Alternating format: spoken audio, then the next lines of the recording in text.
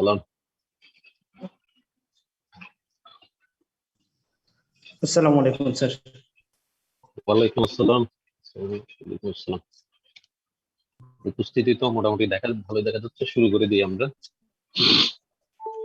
আমরা কনসেন্ট করার ব্যাপারে যারা পক্ষ তাদের ফ্রি কনসেন্ট থাকতে হবে, এবং এই ফ্রি কনসেন্টের ক্ষেত্রে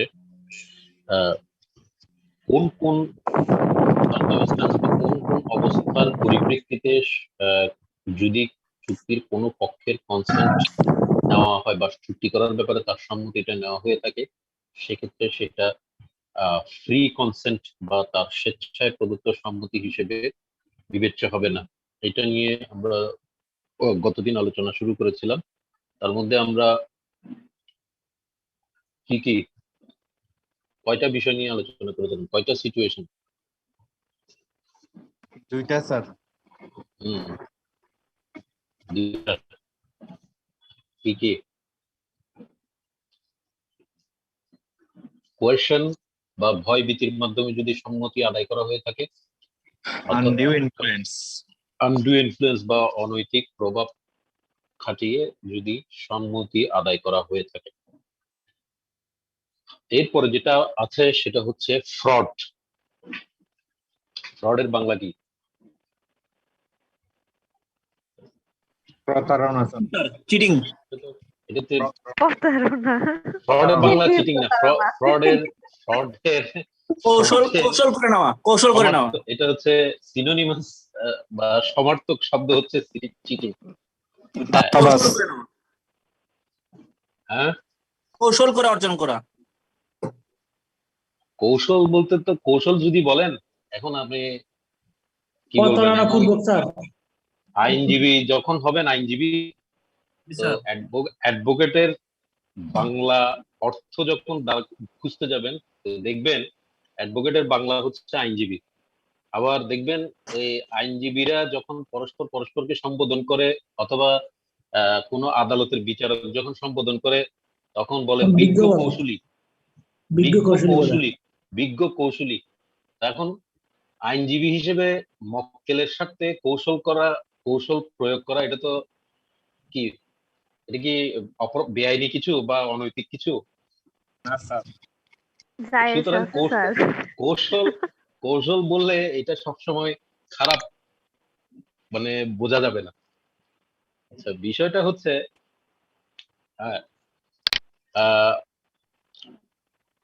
আমাদের যেটা পেনাল কোড আছে, ঠিক আছে? পেনাল কোড যখন আপনারা পড়বেন, সেখানে 415 নম্বর একটা ধারা পাবেন। 415 নম্বর ধারায় যেটা আছে সেটা হচ্ছে চিটিং। অর্থাৎ চিটিং বাংলা অর্থ হচ্ছে প্রতারণা। কাকে বলে? ডেফিনেশনটা হচ্ছে 415 ধারায়। আর বুদ্ধি হওয়ার পর থেকে এখন পর্যন্ত যেটা শুনে আসছি 420 ওই 420টা হচ্ছে প্রতারণা করলে সেটার শাস্তি কত, সেটা বলা থাকে 420 420 ধারাতে। আচ্ছা, সংজ্ঞা বা ডেফিনেশনটা আমাদের এই এখন চুক্তি আইনের 17 ধারাতে এবং যেটা আমাদের পেনাল কোডের 415 ধারাতে আছে, কাছাকাছি। তো মূল যেটা বিষয় সেটাতে বলা হচ্ছে, আপনি যখন অফেন্সের প্রেক্ষাপটে যাবেন বা অপরাধ হোক বা প্রতারণার মাধ্যমে যখন কারোর সাথে কোনো অপরাধ করা হয়েছে বলে বলা হবে, অভিযোগ করা হবে, তখন যেটা দেখাতে হবে যে কাউকে মিথ্যা প্রলোভনে প্রলুব্ধ করে তার কাছ থেকে কোনো কিছু আদায় করা। সংক্ষেপে এক কথায় বললে, মিথ্যা প্রলোভনে প্রলুব্ধ করে তার কাছ থেকে কোনো কিছু আদায় করা। আচ্ছা, এখন আমি চুক্তি করার জন্য যখন সম্মতি আদায়ের ক্ষেত্রে ফ্রডের আশ্রয় নিয়ে সম্মতি আদায় করা হয়েছে, এটা ডিফাইন করতে বলা হলে তখন আমাকে যেটা দেখতে হবে বা দেখাতে হবে সেটা হচ্ছে, যেটা বলা হচ্ছে 17 ধারাতে, যে চুক্তি করার ব্যাপারে চুক্তির কোনো এক পক্ষ নিজে বা সে কারো সাথে যোগসাজশ করে কাউকে দিয়ে, অথবা চুক্তি করার ব্যাপারে যদি তার কোনো প্রতিনিধি নিয়োগ করা থাকে। আমরা এর আগেও বোধহয় আমাদের আমরা পেয়েছিলাম, এবং যেটা আমরা একেবারে এই চুক্তি আইনের সবশেষ সিলেবাস অনুযায়ী সবশেষ যে সেগমেন্টটা আমাদের, সেটা হচ্ছে এজেন্ট, অর্থাৎ প্রতিনিধি নিয়োগ করার সংক্রান্ত চুক্তি। তো এক কথায় বলতে গেলে সেটা হচ্ছে যে চুক্তি আমি নিজে করতে পারি, সেটা আমি মানে যে কোনো জায়েজ বা বৈধ কারণ সাপেক্ষে আমি আমার প্রতিনিধির মাধ্যমেও ওই চুক্তিটা করাতে পারি, প্রতিনিধিকে দিয়ে করতে পারি। তো ঠিক একইভাবে প্রতিনিধি যখন চুক্তি করতে যাবে, প্রতিনিধিও যদি এই কাজটা করে, অর্থাৎ সরাসরি চুক্তির পক্ষ যিনি, তিনি নিজে বা তিনি যদি এটা কারো সাথে যোগ সাজস্যের মাধ্যমে যদি এটা করে থাকেন, অথবা তার প্রতিনিধি যদি এটা করে থাকে, কি করে থাকে, সেটা হচ্ছে চুক্তিতে চুক্তিতে আনার জন্য বা চুক্তিটা করানোর জন্য, চুক্তিতে তাকে আবদ্ধ করার জন্য, যদি অপরপক্ষ বা তার প্রতিনিধিকে মিথ্যা প্রলোভনে প্রলুব্ধ করার উদ্দেশ্য নিয়ে বা মিথ্যা প্রলোভনে প্রলুব্ধ করে। কিভাবে? নাম্বার ওয়ান, এটা বিষয়টা চুক্তি। যখন মানে অফেন্সের ক্ষেত্রে যখন আমি চিন্তা করবো, তখন খুব শর্টকাটে চিন্তা করবো যে মোটামুটি তারে ওই যে মানে আমরা যেটা বলে থাকি বক্কা চক্কর মাইরা কোনো কিছু নিয়ে ফেলতে পারলেই হইলো, এটা চিটিং এর অফেন্স হয়ে গেছে। এখন চুক্তি করার ব্যাপারে যখন আসবে, তখন আরেকটু এটাকে ইলাবোরেটলি দেখতে হবে। তো প্রথম যেটা বলা হচ্ছে যে স্ট্রেট ফরওয়ার্ড, সেটা হচ্ছে চুক্তির বিষয়বস্তু সংক্রান্তে, মানে আমরা একটা চুক্তি মোটামুটি কিভাবে দাঁড়ায়, সেটা তো একটা মিনিমাম আইডিয়া আমাদের আশা করি ইতিমধ্যে হয়ে গেছে। তো এই যে অফার অ্যাকসেপ্টেন্স বা এই চুক্তি করার প্রেক্ষাপটে যখন দুই পক্ষের মধ্যে কথা হতে থাকে, কথা চালাচালি হতে থাকে, নেগোসিয়েশন হতে থাকে, একেবারে বিয়ে শাদীর চুক্তি থেকে শুরু করে একেবারে কমার্শিয়াল যে কোনো বিষয় নিয়ে চুক্তি, একবারে যে কোনো চুক্তির ক্ষেত্রে চিন্তা করে দেখেন যে চুক্তি সংক্রান্ত কোনো বিষয়ে সম্পূর্ণ অসত্য অথবা জেনে শুনে যে এই তথ্যটা সত্য না, যে তথ্যটা আমি তাকে দিচ্ছি এই চুক্তি করার প্রেক্ষাপটে বা চুক্তি সংক্রান্ত আনুষঙ্গিক বিষয় নিয়ে, এটা সম্পূর্ণ অসত্য বা মিথ্যা, কিংবা আমি এটা অসত্য এটা জানা থাকা সত্ত্বেও তথ্যটা তাকে দিচ্ছি। হয় আমি নিজে বানিয়ে বলছি অসত্য, অথবা একটা ফ্যাক্ট এক্সিস্টিং, এই এক্সিস্টিং ফ্যাক্টটাকে আমি টুইস্ট করে মানে তার কাছে অন্যভাবে প্লেস করছি। বোঝাতে পারলাম জিনিসটা? সোজা কথা হচ্ছে তাকে মোটামুটি টার্গেট হচ্ছে তাকে যে কোনো ভাবে আমার এই চুক্তির মধ্যে আটকাবো। এই চুক্তির মধ্যে আটকানোর জন্য এবার মানে চুক্তি সংক্রান্ত আনুষঙ্গিক বিষয় নিয়ে যখন তথ্য আদান প্রদান হতে থাকে, তখন সেখানে যদি কোনো সরাসরি কোনো তথ্য অসত্য তথ্য দেওয়া হয়, অথবা অসত্য জানা সত্ত্বেও জেনে শুনে ওই অসত্য তথ্যটাই তাকে সরবরাহ করা হয়। 2 নম্বর হচ্ছে, খেয়াল করেন, সরাসরি অসত্য বলা হচ্ছে না বা অসত্য কোনো তথ্য দেওয়া হচ্ছে না, কিন্তু প্রকৃত সত্যটা গোপন করা হচ্ছে, কনসিলমেন্ট অফ ফ্যাক্ট, মানে ইচ্ছে করে প্রকৃত সত্যটা গোপন করা হচ্ছে, যাতে করে যদি এটা জানতে পারে তাহলে আর চুক্তিতে আনানো যাবে না। হয়তো কথাবার্তা চালাচালির মধ্যে আনুষঙ্গিক আবশ্যিকভাবে বা আনুষঙ্গিক হিসেবে এই প্রশ্ন আসে নাই বা এটা জানতে চাওয়া হয়নি, ঠিক আছে, জানতে যখন চাই নাই, চুপচাপ থেকে আপাতত চুপচাপ থাকি, কোনো মতে চুক্তিটা হয়ে যায়, পরেরটা পরে দেখা যাবে। উদ্দেশ্য হচ্ছে এটা। 3 নাম্বার হচ্ছে একেবারে সরাসরি মিথ্যা প্রতিশ্রুতি দেওয়া। কোনো চিন্তা করবেন না, করে ফেলবো। সরাসরি মিথ্যা প্রতিশ্রুতি দেওয়া। 4 নম্বরে যেটা বলা হচ্ছে, হ্যালো দাদা নমস্কার, কেন আছেন? দোয়ানত আছেন না? খুলুন না দোয়ান। আরে দাদা এই নাম্বারে 59 ধর না একটু। হ্যাঁ 59 উনি বুঝতে পারে না, উনি আনমিউট নাই ওই জন্য স্যার মনে হয়। না ঠিক আছে, কথাবার্তা বলতে থাকলে হয়তো দেখা যাবে অনেক গোপন কথা মানে এরকম মানে হয়ে যাবে, একটু সার্কুলেট হয়ে যাবে। স্যার এটা আইনের ফাঁক ফোকর। স্যার গোপন কথা লিক আউট হয়ে যাবে স্যার। আচ্ছা তাহলে কি বলছিলাম, সরাসরি যদি মিথ্যা প্রতিশ্রুতি দেওয়া হয়, মিথ্যা প্রতিশ্রুতি দিয়ে চুক্তিতে আনা হয় বা চুক্তিতে আবদ্ধ করা হয়। 4 নম্বরে যেটা বলা হচ্ছে, খেয়াল করেন, প্রতারণামূলক যে কোনো কাজ করা। প্রতারণামূলক যে কোনো কাজ করা অর্থাৎ এখান থেকে আমরা যে কোনো যেটা ইন্ডিকেশন পাই সেটা হচ্ছে ওই যে পেনাল কোডে চিটিং এর অফেন্স হতে গেলে যেটা ডেফিনেশন দাঁড় করানো আছে বা যে যে কাজগুলো করলে চিটিং বা প্রতারণার অপরাধ সংগঠিত হতে পারে।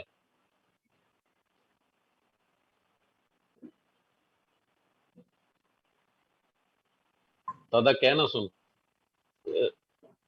মেসেজ দিয়ে আপনারা ক্লাস চলাকালীন সময়ে এই সমস্ত মানে কুশল বিনিময়, এগুলো তো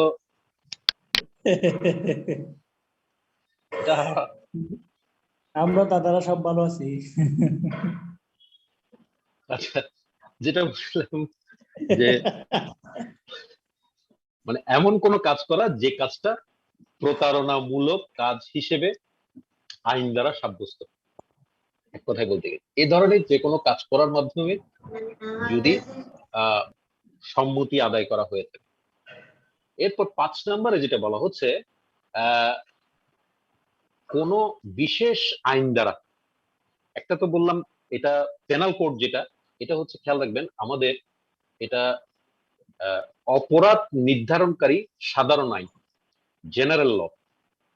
এর পাশাপাশি বিশেষ কোনো আইন দ্বারা কোনো কাজ করা বা না করাকে যদি প্রতারণামূলক কাজ হিসেবে সাব্যস্ত করা হয়, তাহলে ওই কাজ করা বা না করা, অর্থাৎ বিশেষ কোনো আইনে যদি কোনো কাজ করাটাকে প্রতারণামূলক অপরাধ, প্রতারণামূলক কাজ হিসেবে সাব্যস্ত করা হয়ে থাকে, অথবা না করাটাকে যদি প্রতারণামূলক কাজ হিসেবে সাব্যস্ত করা হয়ে থাকে, সেক্ষেত্রে ওই করা বা না করার মাধ্যমে যদি চুক্তিতে কাউকে আবদ্ধ করা হয়। কমন একটা এক্সাম্পল দিই। কমন এক্সাম্পলটা হচ্ছে একেবারে আমাদের আশেপাশে এখন খুব যে বিষয়টা খুব কমন, এই যে বড় বড় অ্যাপার্টমেন্ট বিল্ডিং হচ্ছে, বিভিন্ন ডেভেলপার কোম্পানির মাধ্যমে অ্যাপার্টমেন্ট বিল্ডিং করা হচ্ছে। তো এই যে ডেভেলপার কোম্পানির মাধ্যমে অ্যাপার্টমেন্ট বিল্ডিং গুলো যে হচ্ছে, মনে করেন জায়গা আমার, আমি নিজের জায়গায় হয়তো নিজে অতটুকু আমার ফাইন্যান্সিয়াল ক্যাপাবিলিটি না থাকার কারণে আমি নিজে নিজে বিল্ডিং করতে পারছি না। আমি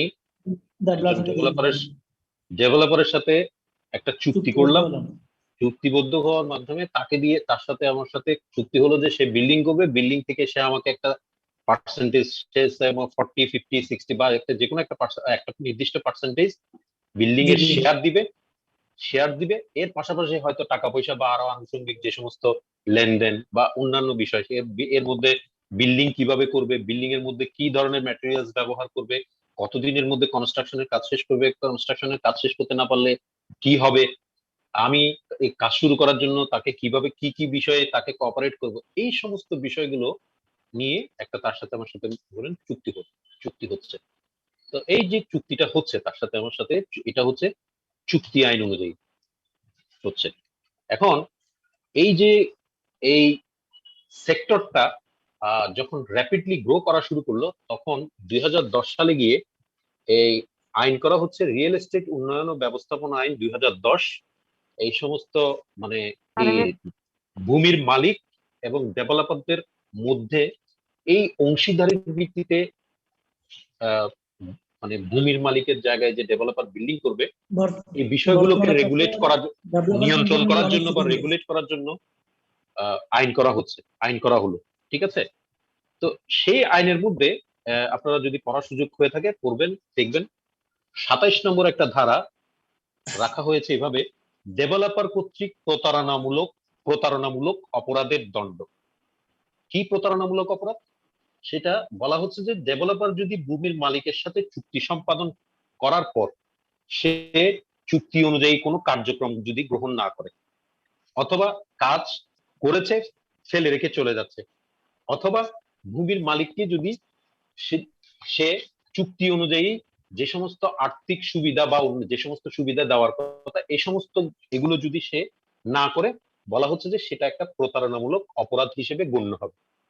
তার মানে এই জিনিসটা যেহেতু আমার প্রচলিত দণ্ডবিধি বলেন বা চুক্তি আইনে সরাসরি হয়তো সেভাবে কভার করছে না বিদে, বা এই জেনারেল লতে এটা নিয়ে একটা হয়তো অ্যাম্বিগুইটি থাকতে পারে, এটা নিয়ে প্রশ্ন থাকতে পারে, বা এটা হয়তো একটা ফাঁক ফোকরের সুযোগ নিয়ে মানে যিনি ডেলিনকুয়েন্ট অর্থাৎ যিনি যার বিরুদ্ধে অভিযোগ তিনি হয়তো পা পেয়ে যাওয়ার একটা সুযোগ পেতে পারে। তো স্পেশাল আইনগুলো করা হয় সাধারণত ওই প্রেক্ষাপটে, যাতে করে ওই পার্টিকুলার বিষয়কে কেন্দ্র করে মানে কিছু বিশেষ বিধিবিধান নির্ধারণ করে দেওয়ার মাধ্যমে ফাঁক ফোকর গুলোকে বন্ধ করা মূলত।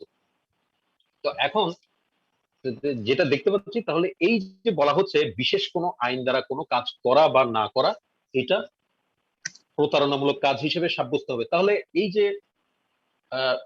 ডেভেলপার সে তার ব্যবসার প্রয়োজনে বা ব্যবসা করার উদ্দেশ্য বা সে চিন্তা করছে যে আমার সাথে তার সাথে সে আমাকে দিয়ে এই এগ্রিমেন্ট মানে আমার জমিটাতে সে বিল্ডিং করার কথা বলে আমার সাথে সে একটা কোনো মতে সামহাও একটা চুক্তি আমাকে দিয়ে করানোর পর দেখা যাচ্ছে যে এরপরে সে এটা সাইডবোর্ড একটা তুলে দিয়ে এটা দেখিয়ে দেখিয়ে বিভিন্ন জনের কাছ থেকে টাকা নিচ্ছে, কিন্তু বিল্ডিং এর কোনো খবর নাই, বিল্ডিং এর কোনো ইয়ে নাই, বিল্ডিং এর দেখা নাই, বিল্ডিং কাজ ঠিক মতো করছে না।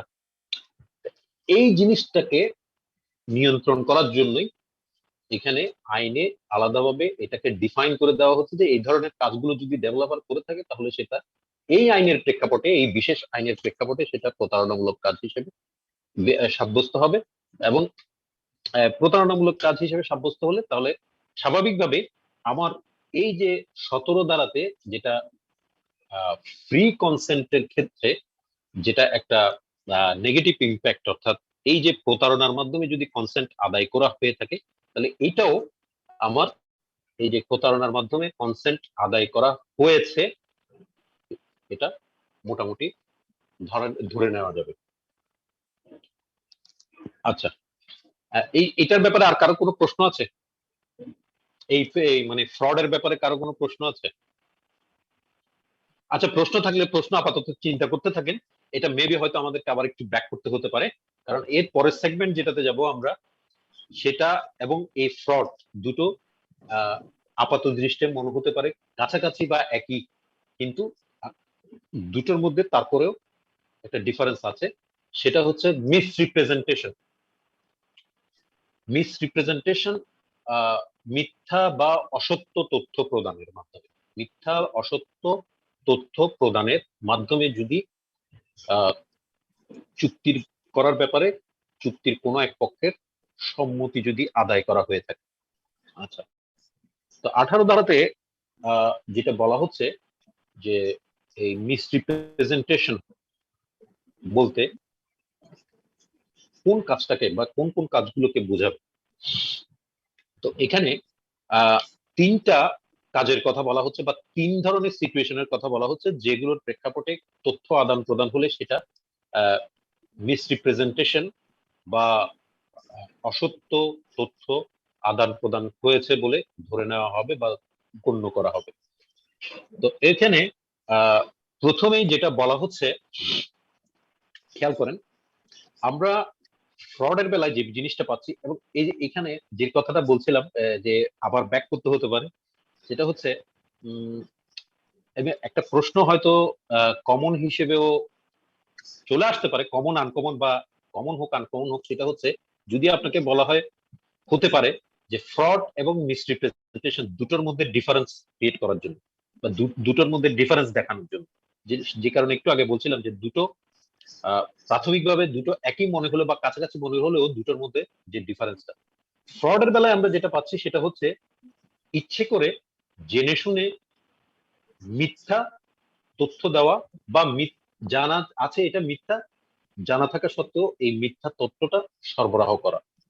মিসরিপ্রেজেন্টেশনের বেলায় এসে যেটা বলা হচ্ছে যে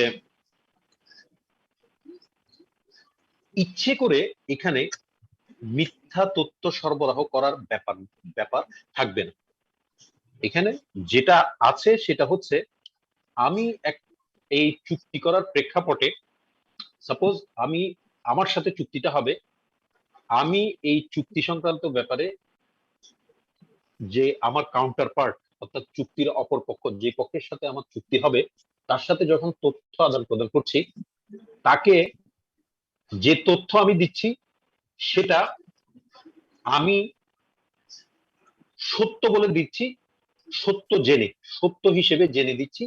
অর্থাৎ তথ্যটা আমি পুরোপুরিও হয়তো শিওর না যে এটা মিথ্যা হতে পারে কি, মিথ্যাও হতে পারে বা সত্য হতে পারে, কিন্তু এই মুহূর্তে আমি ধারণা করে আছি যে এটা সত্য, এবং এটা সত্য মিথ্যা যাচাই করার সুযোগ থাকা সত্ত্বেও বা সুযোগ ছিল বা ছিল না, সত্য মিথ্যা যাচাই করা ছাড়া, সত্য না মিথ্যা এটা যাচাই করা ছাড়াই যখন কোনো তথ্য সত্য হিসেবে কারো কাছে উপস্থাপন করা হবে।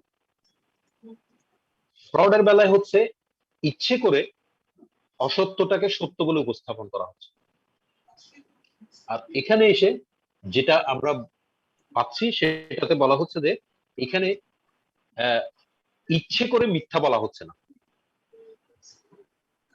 আপনারা যখন পেনাল কোড বা অপরাধ কেন্দ্রিক আইন যেগুলো আছে আমাদের, এই penal code, criminal procedure code, যেগুলো যখন পড়বেন, তো সেখানে যে বিষয়টা একটা বিষয় পাওয়া যাবে, এই যে বলা হচ্ছে একটা অপরাধ, আমাদের আশেপাশে যে অপরাধগুলো প্রতিদিন এখন সেন্সেশন ক্রিয়েট করেছে, যেগুলো সেন্সেশনাল হিসেবে আমরা দেখতে পাচ্ছি, সেগুলোকেও যদি আমরা পর্যালোচনা করি, দেখি বা মানে পর্যালোচনা করা ওই পার্সপেক্টিভে, মানে এই যে আইনজ্ঞ বা আইনজীবী হতে যাব বা আইন নিয়ে আগামী দিনে ইনশাল্লাহ আমাদেরকে যে ডিল করতে হবে, বা হয়তো এই ধরনের কাউকে ডিফেন্ড করতে হতে পারে, কারো পক্ষে লড়তে হতে পারে, তো শুধুমাত্র মজা নেওয়ার উদ্দেশ্যে না, এগুলো থেকে শিকারের জন্য কিছু।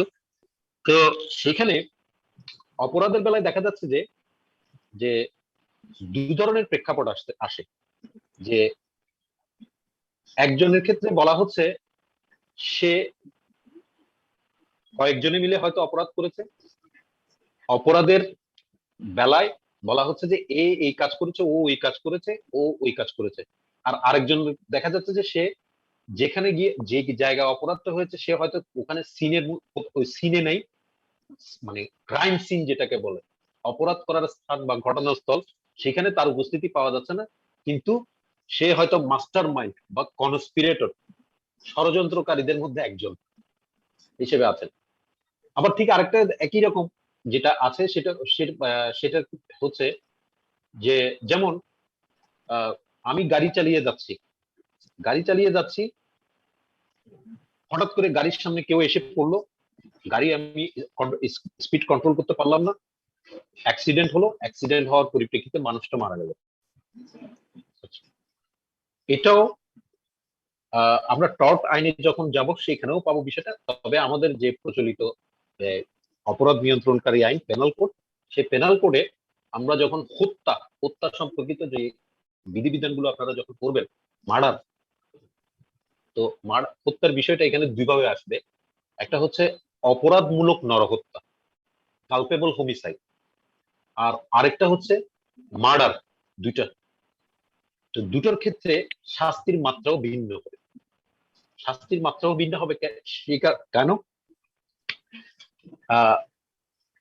একটাতেই বলা হচ্ছে যে একেবারে প্ল্যান প্রোগ্রাম করে মানে পরিকল্পনা তৈরি করে প্ল্যান বানিয়ে তাকে হত্যা করার উদ্দেশ্য নিয়ে হত্যা করা মানে আঘাত করা হয়েছে, এরপরে সে মারা গেছে। মানে তাকে মেরে ফেলা হবে এই উদ্দেশ্য নিয়ে। আর আরেকটা তো হচ্ছে হঠাৎ আচমকা হয়ে গেছে। আর আরেকটা তৃতীয় যে সিচুয়েশনটার কথা বললাম, এই যে গাড়ি চালিয়ে যাচ্ছি, অ্যাক্সিডেন্টে মারা গেছে। পরের দুইটা সিচুয়েশনে আর আগের দুইটা সিচুয়েশনের মধ্যে যে জিনিসটা সব মানে এখানে তফাৎ বা যে জিনিসটা এখানে পার্থক্য ডিফারেন্স ক্রিয়েট করছে, সেই জিনিসটার নাম হচ্ছে ম্যানসরিয়া। ল্যাটিন একটা শব্দ, MENSREA, ম্যানস রিয়া, অর্থাৎ অপরাধ করার মানসিকতা, দোষ করার মানসিকতা, অপরাধ করার উদ্দেশ্য নিয়ে কাজ করা। যে কথাটা বলছিলাম যে প্ল্যান প্রোগ্রাম করে কাউকে হত্যা করা আর হঠাৎ আচমকা হত্যা করা, মানে দুজনের মধ্যে হয়তো কথা কাটাকাটি থেকে হঠাৎ করে মারপিট লেগে গেছে, মারপিটের মধ্যে একজন আরেকজনকে এমন ভাবে আঘাত করে বসছে সেখানে সে মারা গেছে, অথবা ওই যে বললাম যে এটা অ্যাক্সিডেন্ট করে মারা গেছে। তাহলে দুটো ক্ষেত্রে গ্র্যাভিটি দুই রকম, কনসিকুয়েন্স বা পরিণতিও দুই রকম, শাস্তিও দুই রকম। কারণটা হচ্ছে ওই যে একটাতে ম্যানসরিয়া আছে আর একটাতে ম্যানসরিয়া নেই। এখানেও যে ফ্রড এবং মিসরিপ্রেজেন্টেশনের মধ্যে যেটা আমরা পাচ্ছি, তাহলে দেখেন যেটা যে জিনিসটা পাওয়া যাচ্ছে, একটা তো হচ্ছে ইচ্ছে করে ম্যানসরিয়া থেকে তাকে চুক্তিতে আনার জন্য মিথ্যে কথা বলা হচ্ছে বা মিথ্যে তথ্য দেওয়া হচ্ছে, বা এটা মিথ্যা জেনেও এই তথ্যটা তাকে সরবরাহ করা হচ্ছে। একটা বানিয়ে মিথ্যা বলা হচ্ছে, অথবা তাকে সরবরাহ, এটা একটা ইনফরমেশন আছে রেডিমেড, সেটা তাকে মিথ্যাটাই তাকে সরবরাহ করা হচ্ছে। আর মিসরিপ্রেজেন্টেশনের বেলায় যেটা বলা হচ্ছে যে এখানে সত্য মিথ্যা হয়তো যাচাই করার সুযোগ ছিল বা ছিল না, কিন্তু সত্য মিথ্যা যাচাই করা ছাড়াই বা যাচাই করার চেষ্টা করা ছাড়াই কোনো একটা বিষয়, চুক্তি সংক্রান্ত কোনো বিষয় বা তথ্য, এটাকে মানে সত্য হিসেবে উপস্থাপন করা। আমি সাপোজ মনে করেন আমার পৈতৃক সম্পত্তি, পিতার কাছ থেকে বা মায়ের কাছ থেকে উত্তরাধিকার সূত্রে সম্পত্তি পেয়েছি। আমি বাবা বা মা যতদিন পর্যন্ত ছিলেন ততদিন পর্যন্ত এই সম্পত্তি সংক্রান্ত বিষয়ে আমি কিছুই জানতাম না, বা তারা তাদের সম্পত্তি কিভাবে তারা ডিল করেছেন, কার সাথে কিভাবে ডিল করেছেন, এই সম্পত্তি কিভাবে তারা ম্যানেজ করেছেন, এগুলো এই সমস্ত বিষয়ে কোনোদিন আমি মাথা ঘামাইনি। সত্যি কথা বলতে কি, আমারও একটা পৈতৃক বাড়ি আছে। এখনো আমার পৈতৃক বাড়িতে আমার বাবা কত টাকা ভাড়াটিয়াদের কাছ থেকে ভাড়া পায় আমি নিজেও জানি না। তো এখন বিষয়টা হচ্ছে, আমি যখন উত্তরাধিকার সূত্রে পেয়েছি, আমি এটা যখন সাপোজ বিক্রি করতে যাচ্ছি কারোর সাথে, আমার এটা বিক্রি করার জন্য এটা নিয়ে চুক্তি হবে। চুক্তির আগে যখন কথাবার্তা হচ্ছে, তখন তিনি জিজ্ঞেস করছেন আমাকে যে ভাই, আপনার এই সম্পত্তির এগেনস্টে কোনো দায় দেনা নাই তো, কোনো লাইবিলিটি নাই তো কোথাও কোনো? তো আমি আমার বাবা বা মার কাছ থেকে যে সম্পত্তিটা যখন আমি পাচ্ছি, পাওয়ার পরে আমি হয়তো এই বিষয়টা যাচাই করার আমার সুযোগ ছিল যে আমার বাবা মা এই সম্পত্তির বিপরীতে কোনো দায় দেনা কোথাও আছে কিনা বা রেখে গেছে কিনা। তারা হয়তো আমাকে বলে যাননি, বলে যেতে পারেননি, কিন্তু তাদের মৃত্যুর পরে আজ তো আমি যখন উত্তরাধিকার সূত্রে মালিক হচ্ছি, আমার এটা যাচাই করার সুযোগ ছিল।